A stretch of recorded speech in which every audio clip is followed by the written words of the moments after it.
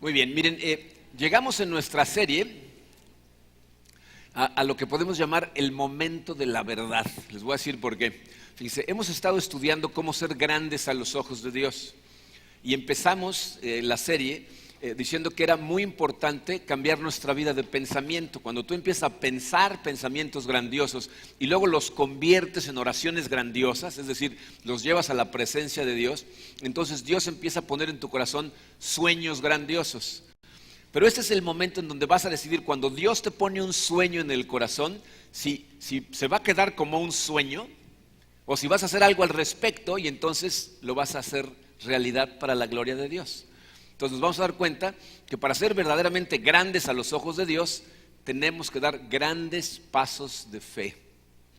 El día de hoy vamos a estudiar precisamente eso, ese es el título de nuestro mensaje, grandes pasos de fe. Entonces vamos a darle gracias a Dios, vamos a ponernos en sus manos y vamos a estudiar este asunto de los pasos de fe. Padre, te damos gracias por tu amor, Señor, te damos gracias porque nos diste vida a través del sacrificio de tu Hijo Jesucristo y lo agradecemos con todo el corazón.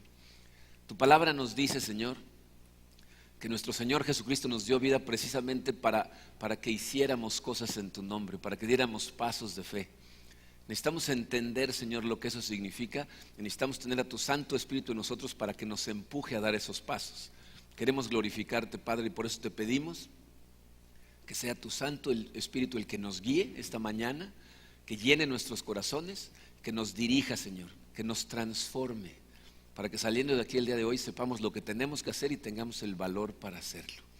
Nos ponemos en tus manos en el poderoso nombre de tu Hijo Jesucristo. Amén. Muy bien. Miren, el día de hoy tenía yo pensado ver dos cosas. Quería que habláramos de por qué nos cuesta tanto trabajo dar pasos de fe y cómo podemos evitar eso. Pero me quedó un gusanito de la semana pasada que primero quiero hablar de ello. Porque la semana pasada hablábamos de cómo tenemos que identificar cuando los sueños vienen de Dios y evidentemente tenemos que estar seguros cuando los pasos que damos son pasos que Dios quiere que demos. Entonces lo primero que vamos a analizar, el número 1 romano en su programa dice, ¿cómo sé cuando el llamado a dar un paso viene de Dios? Miren, la realidad de las cosas es que la línea que separa a la gente que da pasos de fe en comparación a la gente que simplemente hace cosas imprudentes, es muy delgadita. De hecho, en nuestra vida como cristianos hemos visto a gente cometer errores garrafales, algunas veces hacer cosas peligrosas, incluso pecaminosas bajo el disfraz de la fe. Entonces necesitamos tener muy clarito cómo identificar si los sueños que recibimos y los pasos que damos, ¿verdad?, son pasos que vienen de Dios. Y lo que vamos a hacer es, les voy a dar una especie como de guía para que lo puedan identificar. Entonces, son tres cosas, dice su programa, los grandes pasos de fe siempre deben ir, número 1, conforme a la voluntad revelada de Dios. Invariablemente, ¿verdad?, tienen que ser revelados en tu corazón por Dios. Miren, por eso esta serie empezó con grandes pensamientos y grandes oraciones, porque cuando tú empiezas a poner tu mente en tus pensamientos en Dios, empiezas a compartir esos pensamientos y esos deseos con Dios, lo que Dios va a hacer es poner grandes sueños en tu corazón que vienen de Él, ¿no? La semana pasada decíamos que tenemos que alinearnos con su agenda, ¿no? Tenemos que asegurarnos que las cosas son para su servicio y para su gloria y que vienen reveladas por Él. Entonces, si tú de repente sientes en tu corazón que Dios te está pidiendo que des ciertos pasos, lo que tienes que preguntarte es, ¿cuál es la verdadera motivación en mi corazón? O sea, ¿será que realmente esto es algo que Dios está poniendo en mi corazón? ¿O es simplemente algo que yo quiero hacer? Pablo en Efesios 5:17 nos dice, por tanto, no sean insensatos, sino entiendan cuál es la voluntad del Señor. O sea, tenemos que vivir de acuerdo a la voluntad de Dios. Y les voy a decir que es muy interesante. Si ustedes estudian la vida de los grandes héroes bíblicos, se van a dar cuenta cuántas veces la voluntad de Dios para sus vidas no tenía que ver con las cosas que ellos querían hacer. Muchas veces ellos ni siquiera tenían la intención de hacer estas cosas, pero por fe en Dios obedecieron y no nada más hicieron la tarea, sino que terminaron amando la tarea, pero empezaron obedeciendo por fe. Mire, y no nada más personajes bíblicos, Si ustedes estudian la historia del cristianismo, hay uno de mis héroes de la fe, autores cristianos, fue un hombre que se llamó Watchman Nee. A lo mejor han leído alguno de sus libros, escribió un montón de libros muy impresionantes, pero mi libro favorito se llama El hombre espiritual. Es un compendio, es un libro como de este grueso, escrito con letra chiquititita, en donde él, a través de ese libro, transformó la forma de pensar del cristianismo moderno acerca de lo que significa vivir una vida espiritual. Pero ¿saben qué es impresionante? El primer párrafo del libro. Watchman Nee empieza diciendo: quiero darle gracias a Dios por el privilegio de haberme dado esta tarea, porque yo no tenía ninguna intención de escribir este libro, ni ningún deseo de hacerlo. Siempre he pensado que hombres más capaces que yo deberían de haber escrito esto, pero Dios, a través de la oración, no me deja en paz. Así es de que lo voy a escribir. Y el libro es una obra de arte. Entonces, a lo mejor Dios va a poner sueños en tu corazón y pasos que vas a tener que dar que no tienen que ver con lo que tú quieres hacer. Si tú crees que nada más porque sientes ganas de hacer algo ya viene de Dios, no necesariamente. Tiene que haber sido revelado por Dios a través de una relación íntima y profunda con Él. En segundo lugar, y se suma, esto no es uno o el otro. Primero tiene que ser revelado por Dios, y en segunda, siempre van en total acuerdo con su palabra. Los pasos que Dios pide que des en tu vida, ¿verdad?, no pueden contradecirse con la palabra de Dios escrita en la Biblia. Si va contra algo que diga la Biblia, no viene de Dios. Miren, he visto de verdad a gente hacer unas cosas. Una vez una persona me dijo que sentía el llamado a hacerse misionero, a irse a un país lejano y dejar atrás a su familia y a sus hijos a su suerte, porque Dios lo estaba llamando como misionero. Eso es imposible. La Biblia dice en el Nuevo Testamento que la gente que no provee para los suyos, especialmente los de su familia, son peores que un inconverso.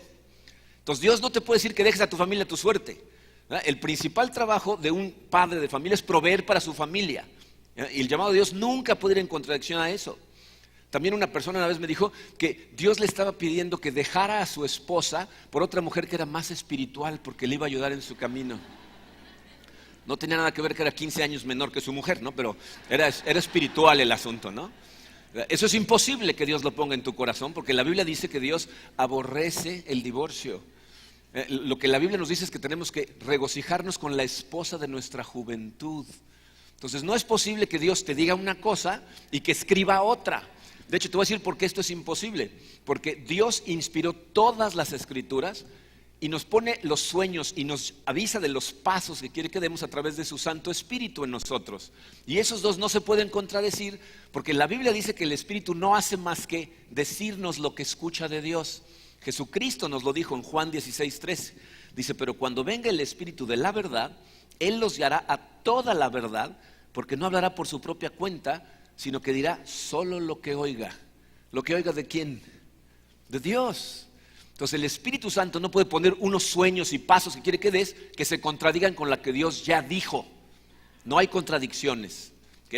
Entonces, en primer lugar tiene que ser revelado por Dios, en segunda tiene que ir de acuerdo con su palabra, y en tercer lugar siempre van de acuerdo con tus dones.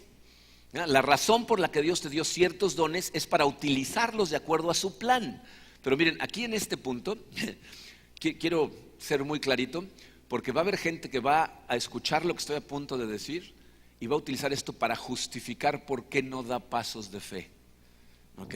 O sea, tienen que estar de acuerdo a tus dones. Te voy a decir lo que eso significa. Dios te hizo a ti con un plan en mente. Cuando Dios te formó, Él ya sabía lo que quería que tú hicieras cuando estuvieras en la tierra. Y te formó equipándote, dándote los dones y todo lo que necesitabas para cumplir ese plan en específico. En Efesios 2:10, Pablo dice estas palabras: porque somos hechura de Dios. ¿Saben lo que hechura significa? La traducción de esa palabra puede significar dos cosas. Puede significar artesanía hecha a mano, o puede significar un poema escrito por alguien. Entonces Pablo dice: tú y yo somos artesanía de Dios, nos hizo a mano. ¿Para qué nos hizo? Dice: creados en Cristo Jesús para buenas obras, las cuales Dios dispuso de antemano a fin de que las pongamos en práctica. Nos está diciendo: tú fuiste creado específicamente de una forma, de una manera, con ciertos dones por Dios, para ciertas obras que Él ya sabía desde antes que quería que tú llevaras a cabo. Entonces todo lo que Él te pide que hagas va de acuerdo a lo que Él puso en ti. Y vivir para la gloria de Dios utilizando tus dones es la mejor vida que puedes vivir, porque es lo que le da plenitud al ser humano, vivir para la gloria de Dios. Ahora, fíjense, va a haber gente que va a escuchar esto que acabo de decir, va a sentir que Dios le está diciendo: da estos pasos, va a decir: no, porque yo no tengo esos dones. Como yo no tengo esos dones, evidentemente esto no puede venir de Dios. Escucha esto clarito.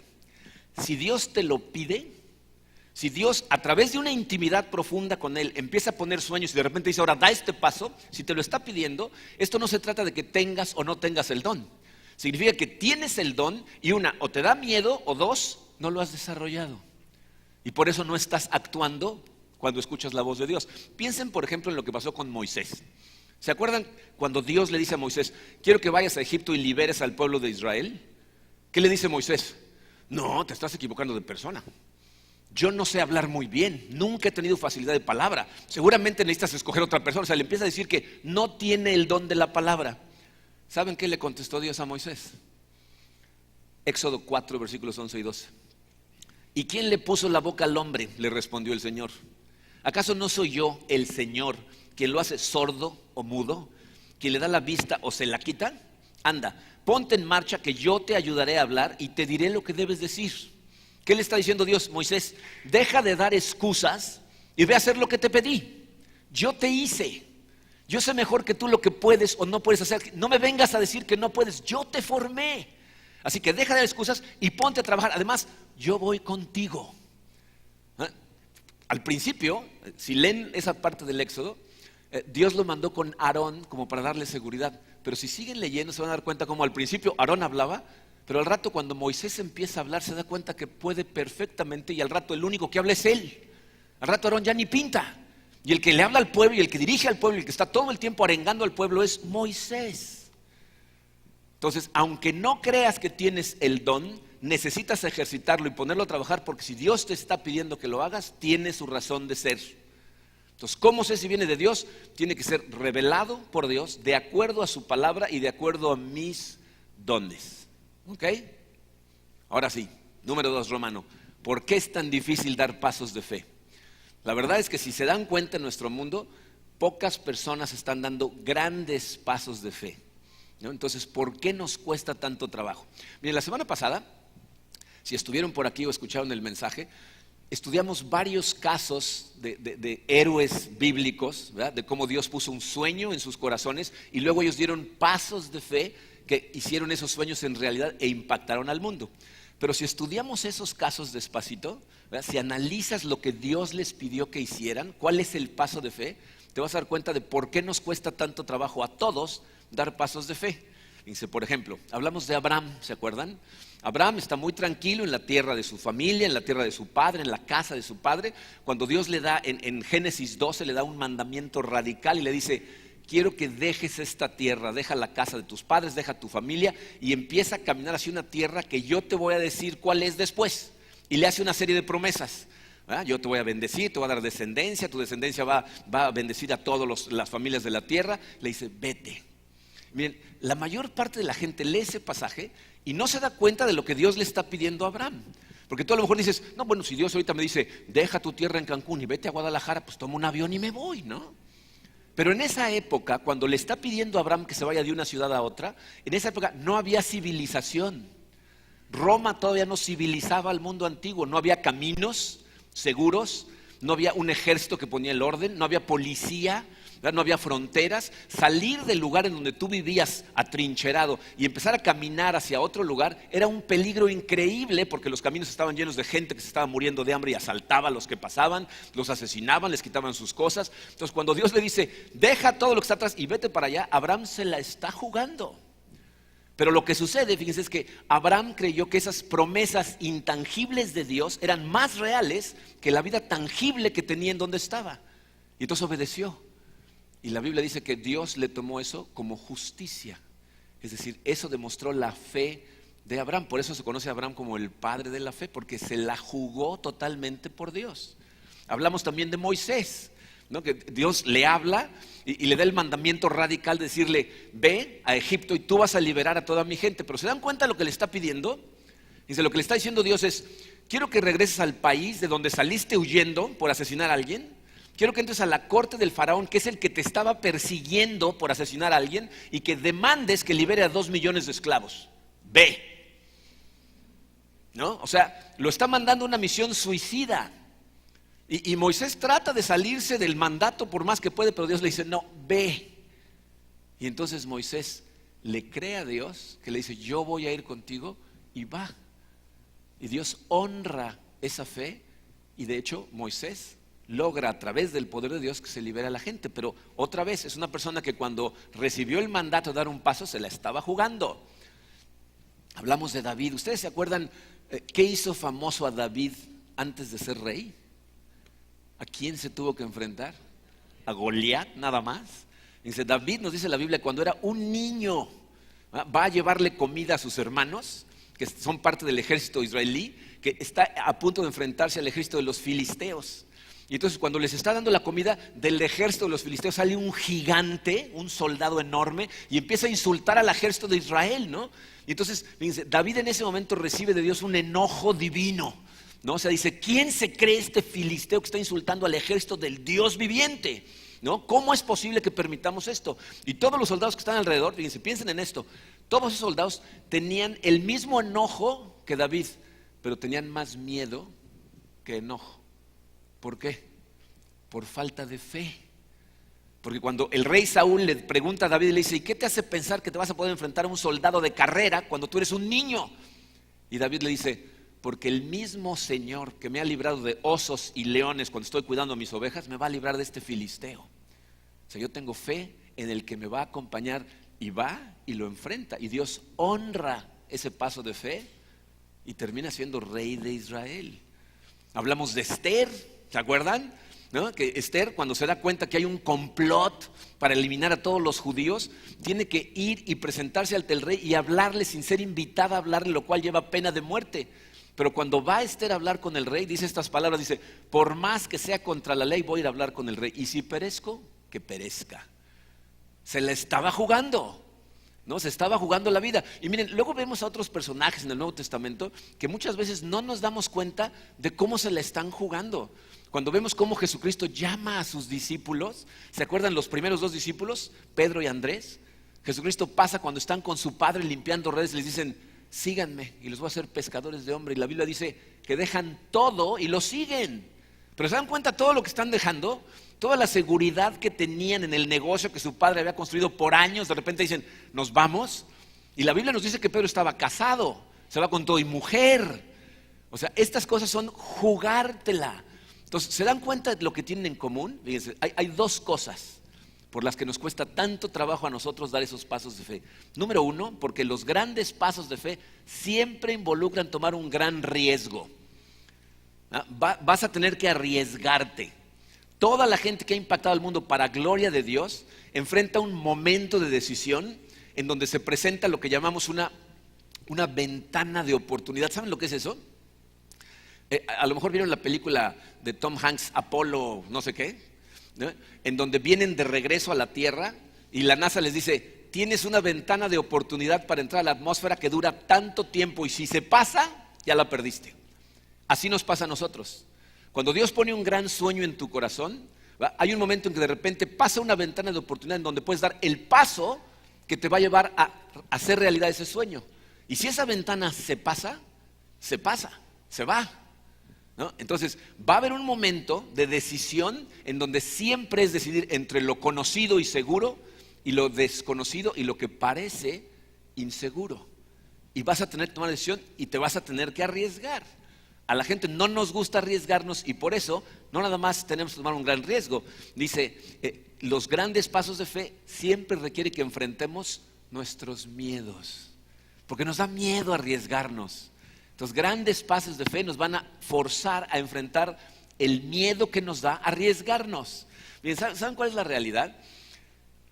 Nosotros que leemos la Biblia hoy en día, en este tiempo, tendemos a idealizar a los personajes bíblicos del Antiguo y Nuevo Testamento. O sea, los vemos casi como a los personajes de una película en donde alguien escribió un guión y entonces el personaje no tiene más remedio que hacer lo que el guión dice. O sea, no los vemos como gente de carne y hueso que en el momento se estaba muriendo de miedo pero que dieron un paso de fe. Pero si analizas la vida de todos estos de los que acabamos de hablar, dice, Abraham era un miedoso. Abraham, cuando va a Egipto con su esposa Sara, que era guapísima, dice la Biblia que le da tanto miedo que vean a Sara, la vean tan guapa y que lo maten a él para quedarse con Sara, que miente, dice, esta es mi hermana. Y por decir eso casi la pierde, Le daba miedo. Moisés, Lean Éxodo 3, se van a dar cuenta de todo lo que trató de hacer para decirle a Dios, no, tienes a la persona equivocada, no, Señor, no, yo no, y ahorita vamos a ver un momentito cómo Dios de todas maneras lo manda. Pero ¿por qué lo estaba tratando de convencer de que no lo mandara? Porque tenía miedo.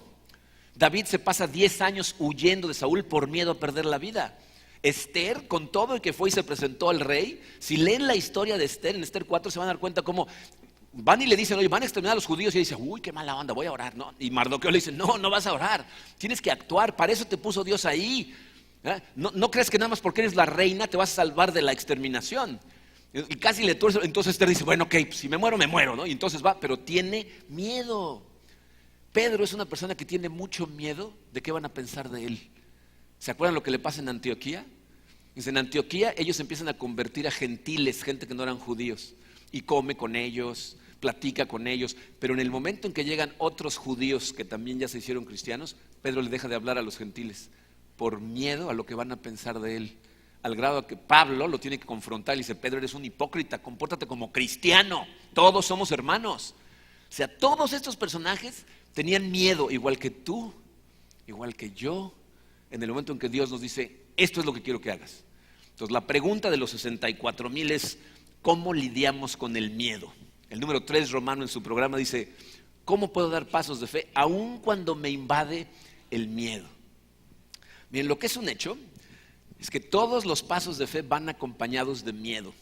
Y por experiencia personal les puedo decir que a veces no es miedo, es terror, pánico total.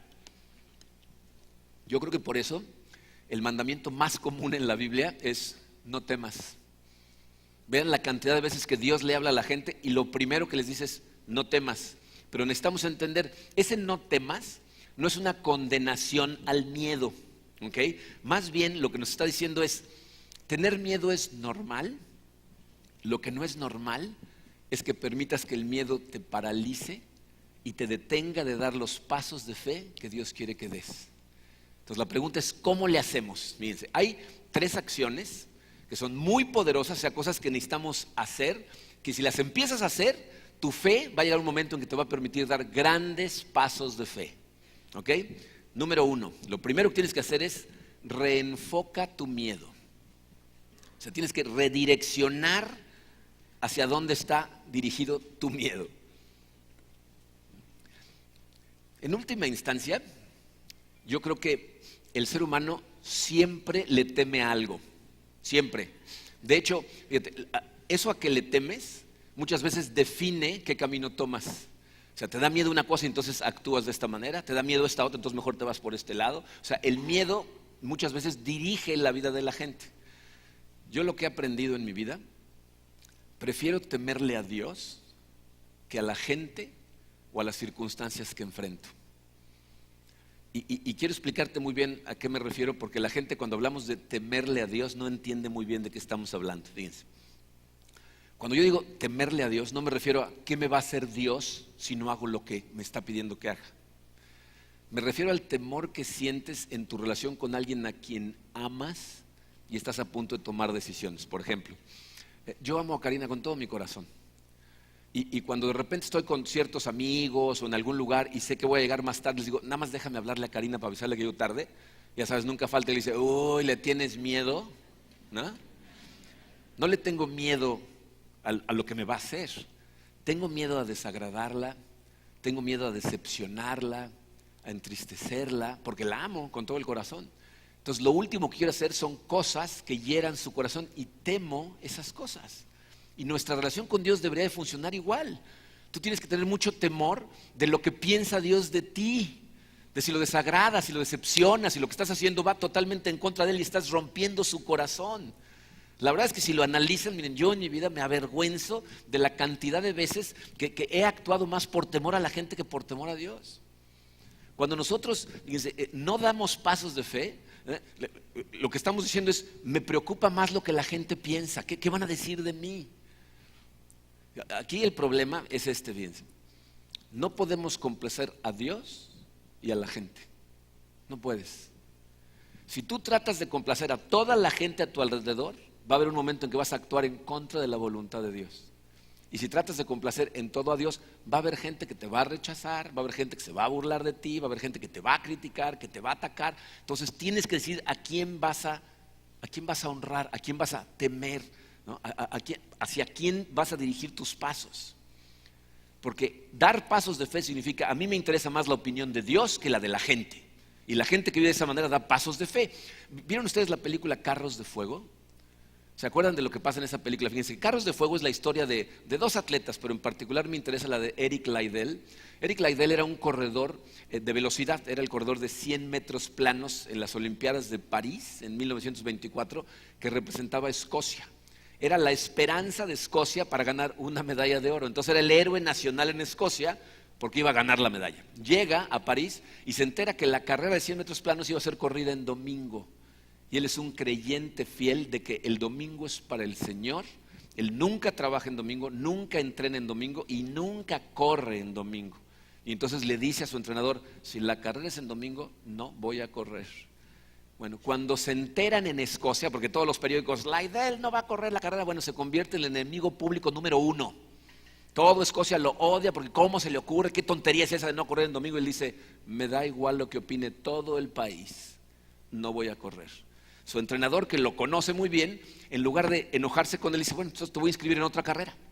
Y lo inscribe de hecho en 2 carreras, lo inscribe en 200 metros planos y 400 metros planos. Y como no son en domingo, él dice, ok, si no son en domingo esas corro. Nunca había entrenado ni para 200 ni para 400. E irónicamente, dice, se pone a entrenar y se da cuenta que es un mejor corredor para 400 metros que para 100 y gana la medalla de oro. Y en 200 gana la de bronce. Y entonces se convierte en el héroe nacional en Escocia. Pero a él le da igual lo que la gente piensa. Dice, pues, aunque no hubiera ganado medallas, yo no iba a correr en domingo. Eso es dar pasos de fe. Cuando toda la gente está en contra de ti, fíjate, y cuando tus intereses personales pueden ser afectados. ¿Han oído hablar de Billy Graham? ¿Saben quién es Billy Graham? Billy Graham es un orador cristiano en Estados Unidos que lleva toda su vida haciendo, da unas conferencias ante miles de personas en estadios llenos de gente para reavivar a la gente y ganar a la gente para Cristo. Hoy en día, Billy Graham es tan famoso que cuando dice, voy a dar una conferencia aquí, todo el mundo quiere ayudarle y le abren el estadio y llaman a la gente. Pero cuando empezó su carrera, él empezó a principios de los 50 en Estados Unidos, en donde la gente estaba segregada. O sea, no dejaban que se juntaran blancos y negros en las audiencias. De hecho, cuando empieza el movimiento de los derechos civiles en Estados Unidos, el norte de Estados Unidos y el este de Estados Unidos empieza a eliminar la segregación, empiezan a integrar. Pero en el sur de Estados Unidos, en donde son más racistas, ahí siempre todo era segregado. El problema es que los principales patrocinadores que le ayudaban a iniciar su carrera a Billy Graham estaban en el sur de Estados Unidos. Entonces, cuando llega al estado de Mississippi a dar un reavivamiento en donde tienen planeada una conferencia gigantesca, el gobernador le dice, ¿sabes qué? Van a estar segregados. Y él le dice, no van a estar segregados, necesitamos integrarlos. Dice, no, y empezaron a tener una discusión. Sus principales promotores empezaron a ponerse nerviosos. Y entonces el gobernador llega a un acuerdo y dice, bueno, ok, los vamos a tener en el mismo estadio. Y entonces ponen a todos los blancos de un lado y a todos los negros del otro y una cuerda en medio. Y llega Billy Graham a la audiencia y cuando se sube al podio y ve la cuerda, se baja del escenario, baja, quita la cuerda y se vuelve a subir. Y los organizadores llegan corriendo a ponerla otra vez, se vuelve a bajar, la vuelve a quitar y antes de que haga nada les dice, no hay respaldo bíblico para la segregación. Si los segregas no voy a predicar. Y desde ese momento todas sus presentaciones en el sur fueron integradas, jugándose el patrocinio de toda la gente. Eso es estar más preocupado por lo que piensa Dios que por lo que piensa la gente y confiar en las promesas de Dios más que en la realidad de lo que la gente puede darte o dejar de darte. Entonces, lo que tú vas a hacer en esta vida es, vas a buscar el favor de aquello que más respetes, que más honres, que más temas, como dice la Biblia. Dice, otra forma de traducir temer es honrar. Significa lo mismo la palabra. Entonces, dependiendo de a quién temas, a quién honres, a quién respetes, vas a tomar decisiones. Entonces, pregúntate, ¿a quién voy a honrar? ¿A quién voy a temer? Fíjense, por eso el Salmo 111 dice estas palabras: el principio de la sabiduría es el temor del Señor. O sea, tú vas a tomar decisiones mucho más sabias en tu vida cuando empiezas a honrar a Dios, a temer a Dios y a preferir hacer cosas para Él, ¿verdad?, de acuerdo a lo que Él vaya a opinar, que lo que opine la gente a tu alrededor. Entonces, ¿qué es lo que tenemos que hacer primero? Reenfocar a dónde tenemos puesto nuestro temor. Número 2, necesitamos ejercitar nuestra fe. O sea, para poder dar en algún momento grandes pasos de fe, primero tienes que empezar ejercitando tu fe. Dice, el capítulo 11 de la carta a los Hebreos es un capítulo muy interesante. Habla mucho acerca de la fe, en un momento vamos a verlo, pero ¿saben qué es? Es conocido como el Salón de la Fama de la Fe. En el capítulo 11 están enlistados los grandes hombres y mujeres de fe de la Biblia, uno tras otro, tras otro. Hablan de Abraham, hablan de Moisés, de Noé. Todos los héroes de la Biblia están en ese capítulo. Pero ¿saben qué es muy interesante? ¿Quién es el primero de la lista? El primero de la lista de los grandes hombres de fe está en Hebreos 11:4. Dice así: por la fe, Abel ofreció a Dios un sacrificio más aceptable que el de Caín, por lo cual recibió testimonio de ser justo, pues Dios aceptó su ofrenda. Esto es de lo más extraño, porque es rarísimo que escuches el caso de Abel, que todo lo que hizo fue ir a dar una ofrenda, comparado con gente que abrió el mar rojo, que bajó fuego del cielo, ¿no? Que construyó un arca aunque ni siquiera estaba lloviendo, ¿no? Normalmente son cosas dramáticas, pero aquí nos dicen, no, esto no es dramático. Abel simplemente hizo su ofrenda. Yo me preguntaba, ¿por qué? ¿Por qué lo puso Dios en primer lugar de toda la fila? Bien, estoy convencido que la razón por la que Dios lo puso en primer lugar es para darnos una lección importantísima. Si algún día vas a dar grandes pasos de fe, dice tu programa, tienes que empezar con las cosas pequeñas. Tienes que empezar con los pasitos de fe que Dios empieza a decirte que hagas. La ofrenda de Abel, si lo piensan, era un acto normal de fidelidad a Dios, en este caso en el área de sus finanzas. Pero piensen por qué Dios lo tomó como justicia. O sea, Abel lo que estaba haciendo era, voy a dar mi diezmo, mi ofrenda, porque confío en que el que provee eres tú. Tengo confianza en ti, y entonces Dios conoce su corazón, sabe que es un acto de confianza en Dios, y entonces lo toma como justicia. Estoy convencido de que la forma más rápida de fortalecer el músculo de tu fe es empezar con los primeros pasos que Jesús nos dice que hagamos. Lean el Nuevo Testamento y van a ver lo que Jesús espera de ti al principio. Fíjense, ¿cómo empieza todo? El primer paso para una persona es reconocer que es un pecador.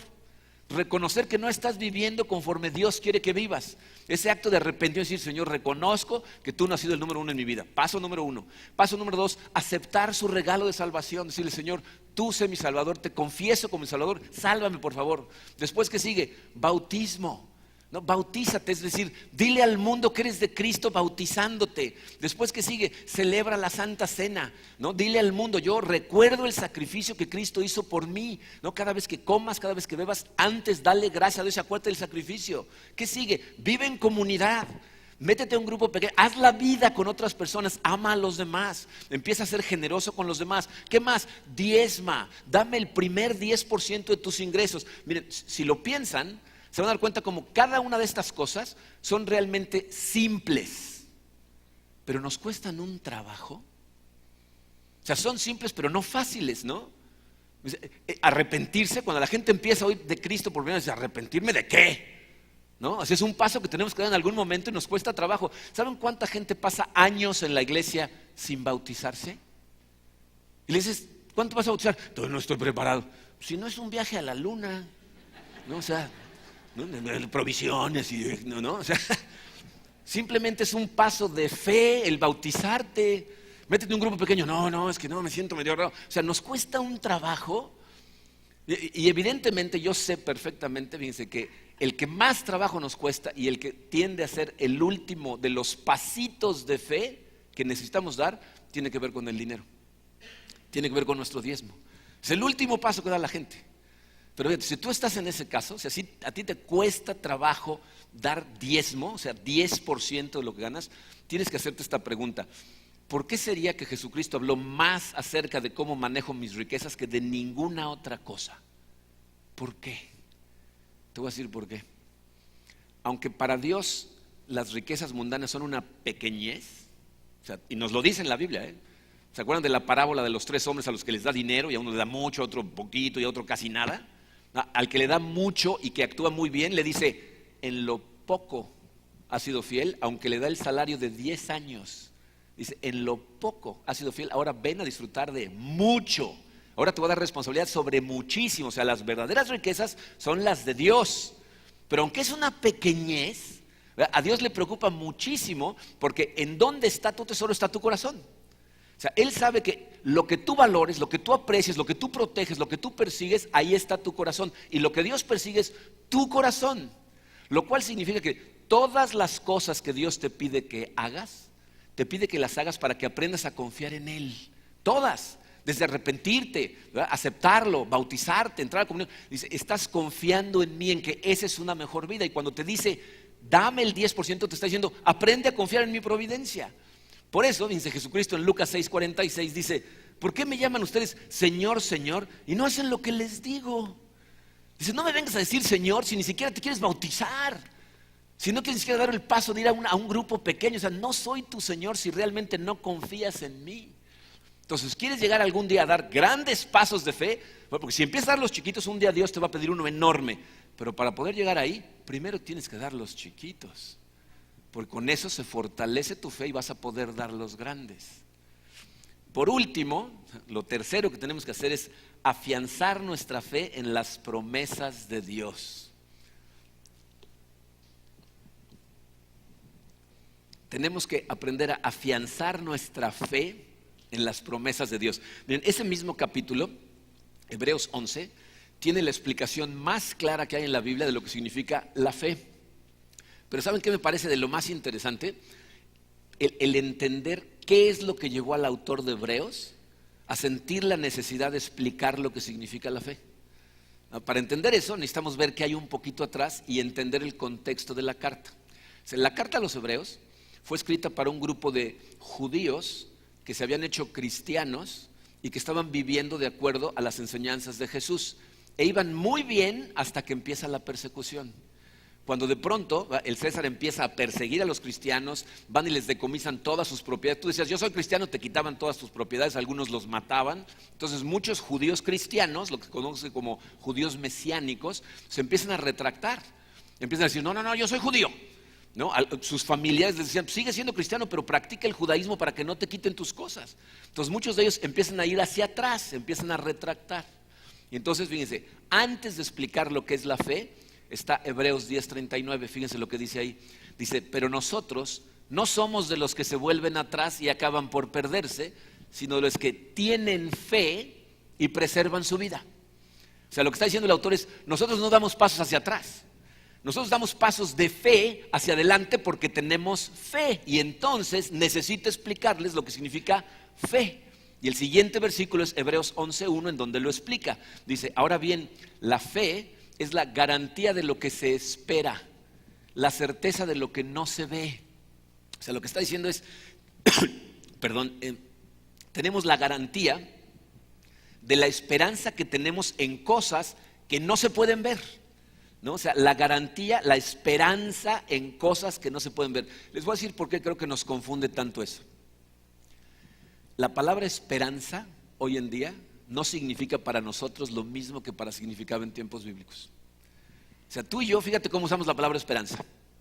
La gente dice, pues espero que mañana no llueva, espero que me vaya bien, espero que me den un aumento, espero que me den trabajo, ¿no? O sea, más que esperanza, es como una ilusión, un deseo sin base alguna.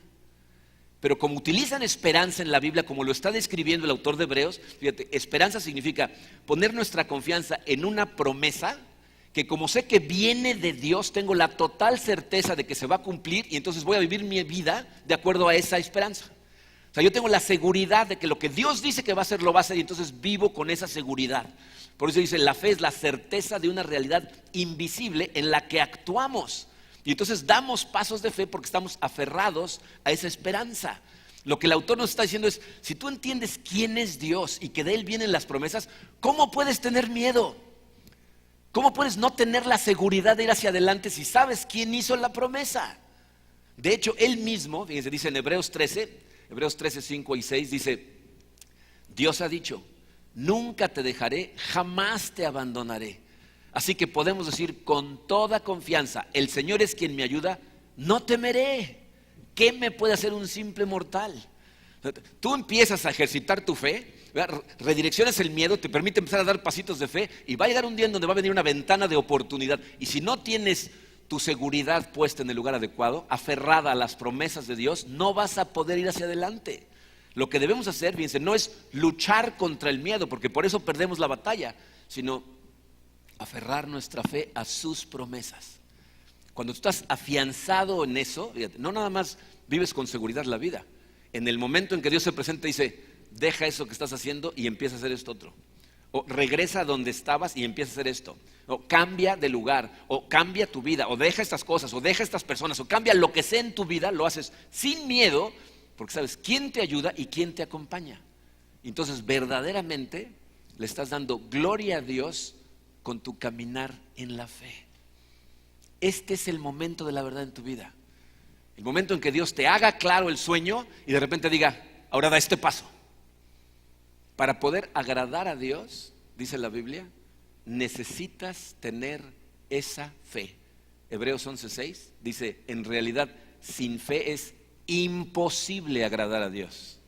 O sea, sin esa seguridad en tu vida, si no estás aferrado a la certeza de promesas que no se ven, mucho más que a cosas que se ven, no vas a poder dar pasos de fe. Entonces, les pregunto esto, ¿no es agradar a Dios lo que más queremos hacer en nuestra vida?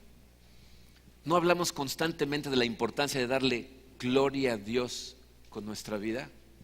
El único método es dando pasos de fe. Cierren sus ojos por un momento y me gustaría que consideraran estas preguntas y se acuerden cuando salgan de aquí de la que más les llegue. ¿Será que Dios te está pidiendo ya que hagas algo? ¿Que ya está poniendo en tu corazón una ventana de oportunidad en donde te está pidiendo que des un paso? A lo mejor estás empezando en tu caminar espiritual, llevas poco tiempo, entonces pregúntate, ¿cuál es el siguiente paso? De esos primeros pasos que Jesús espera que yo dé, ¿cuál es el que sigue? ¿Qué tengo que hacer? ¿Para dónde voy? ¿O será que a lo mejor hay alguien o algo que Dios te está pidiendo que dejes atrás en tu vida y te está costando mucho trabajo decidirlo? A lo mejor te está pidiendo que regreses a algún lugar a arreglar algo que dejaste destrozado. A lo mejor todo lo que necesitas es dejar de preocuparte por lo que va a pensar la gente de ti. O a lo mejor ya vas avanzando en tu fe y hay algo que rompe el corazón de Dios, que está empezando a romper el tuyo y Dios te está mandando a arreglar algo. Mi oración es que salgas de aquí y te lleves esa pregunta que te llegó y te pongas a orar y le pidas a Dios que escudriñe tu corazón y te muestre lo que te está pidiendo hacer. Y cuando te dé una respuesta clara, por el amor de Dios, des un paso de fe y empieces a acercarte más y más a Él. Padre Santo, te damos gracias, Señor, por ese amor que nos has demostrado en tu Hijo Jesucristo, que abrió el camino, Señor, para que pudiéramos tener acceso directo a ti. Te pido, Señor, que nos ayudes a todos los que estamos aquí presentes a tener una intimidad tal contigo, que podamos saber cuando los sueños vienen de ti, que aprendamos a identificar tu voz cuando nos estás hablando, Señor, cuando nos estás llamando a dar pasos de fe. Te pido, Señor, que nos ayudes a destruir todos esos obstáculos y barreras que nosotros mismos a veces inventamos para justificar por qué no damos pasos. Ayúdanos a querer honrarte a ti más que a nadie más en el mundo, que lo que más nos preocupe sea la opinión que tú tienes de nosotros, lo que tú piensas de nuestras acciones y no lo que la gente alrededor piensa. Ayúdanos a discernir tu palabra, Señor, para saber cuando las cosas vienen de ti. Y te pido, Señor, que nos des el valor de afianzarnos totalmente a promesas, aunque no se vean, Señor, aunque sean intangibles. Danos esa fe, Padre, para que podamos dar no solo pequeños pasos de fe, sino grandes pasos de fe que toquen a esta comunidad, Señor, que toquen a la gente a nuestro alrededor y transformen al mundo para tu gloria. Úsanos a nosotros, Señor. Te lo pedimos en el poderoso nombre de tu Hijo Jesucristo. Amén.